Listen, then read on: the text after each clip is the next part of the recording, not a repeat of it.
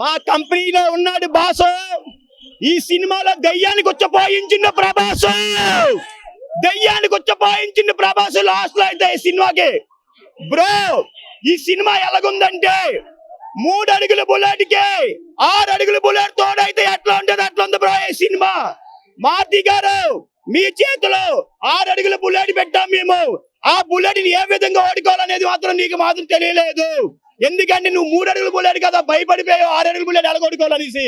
ఆ రోజు ఈవెంట్ లో నువ్వేం చెప్పావు? నా ఇంటి అడ్రస్ ఇస్తానని చెప్పావు. నీ ఇంటి అడ్రస్ ఇచ్చావు.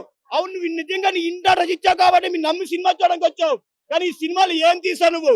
మా ప్రభాస్ అని ఏం చూపించావు? థియేటర్ లో 3 గంటలకు కూర్చోబెట్టావు. మాకు తలనొప్పి వచ్చేసింది అంతే. ఎందుకు 3 గంటలకు కూర్చోబెట్టావు చెప్పు. అదే ఏం చెప్పాలి? ఏం చెప్పాలి? రాబాలు ఏం చెప్పాలి? సినిమా 3 గంటలు మారుతి గారు మమ్మల్ని కూర్చోబెట్టి పిచ్చెక్కించారు, బుర్రపాడైపోయింది. ఎందుకంటే ఎన్ని రోజులు బట్టి మేము ఎన్ని రోజులు బట్టి వెయిటింగ్ చేస్తున్నాం. నిన్న చూసినా బుక్ మై షోలో ఎప్పటి వరకు టికెట్లు ఎందుకు ఓపెన్ చేయలేదు? దేనికోసం ఓపెన్ చేయలేదు మారుతి గారు మీరు చెప్పాలి. అప్పటికప్పుడే టికెట్లు ఓపెన్ చేస్తున్నారు. మీరు సినిమాలు కూడా ఈ విధంగా నడిపించి తప్ప ఏం నచ్చలేదు అన్నా. ప్రభాస్ అన్న సినిమా అంటే ఎలాగుండాలన్నా? ఒక కలికి ఎలాగుంటదన్నా? బాహుబలి ఎలాగుంటదన్న సినిమా? బాహుబలి ఎలాగుంటది? కలికి ఎలాగుంటది? అలాంటి ఇంటి స్థాయిలో హీరోని తీసుకొచ్చి మారుతి గారికి అవకాశం ఇచ్చారు మా ప్రభాస్ గారు. భయ్యా మనం సినిమాలు తీసి చాలాసార్లు పెద్ద సినిమాలు చూసి మన ఫ్యాన్స్ అందరూ చాలా మంది కోల్పోతున్నారు.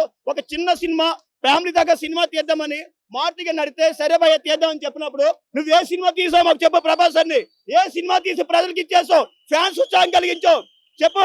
ఏముంది సినిమాలో? ఏమీ లేదు. ఏదో ఆ దత్తగారిని ఎవరు తీసుకొని పెట్టేసి దెయ్యం అనేసి ముసలిలో పెట్టేసి మొత్తం సినిమా 3 గంటలు నడిపించేసావు. సినిమాలో మ్యాటర్ ఏమీ లేదు భయ్యా, ఏమీ లేదు. బుర్రపాటు చేస్తాడు మాకు కామెడీ సినిమా. నేను నిజంగా అనుకున్నాను భయ్యా ప్రేమ కథ చిత్రంలాగా ఉంటదేమో అనుకున్నానయ్యా.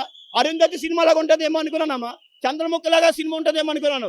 ఏమీ లేదు. మారుతి గారు ఈ సినిమా నుంచి మీరు ఆపేసుకోవాలి, సినిమాలు తీయొద్దు, ఇంకా అయిపోయింది, మీ స్థాయి అయిపోయింది, ఇంకా మీరు కూర్చోవాలి. ఓకే భయ్యా మ్యూజిక్ ఇస్తుంటాడు మీకు తెలుసు కదా తమన్ గురించి. ఆయన ఓకే తమన్ పరంగా ఓకే, తమన్ మంచి మ్యూజిక్ ఇస్తుంటాడు. తమన్ బ్యాక్గ్రౌండ్ మ్యూజిక్ బాగుంది. సినిమాకి బ్యాక్గ్రౌండ్ మ్యూజిక్ హైలైట్ భయ్యా, అంతే ఇంకేం లేదు. సినిమాలో Prabhas acting highlight. Rating Prabhas అన్ని కోసం 2.75 ఇస్తాను భయ్యా. ప్రభాస్ అన్ని కోసం అది కూడా సినిమా ప్రభాస్ అన్ని కోసం చూడాలి అంతే.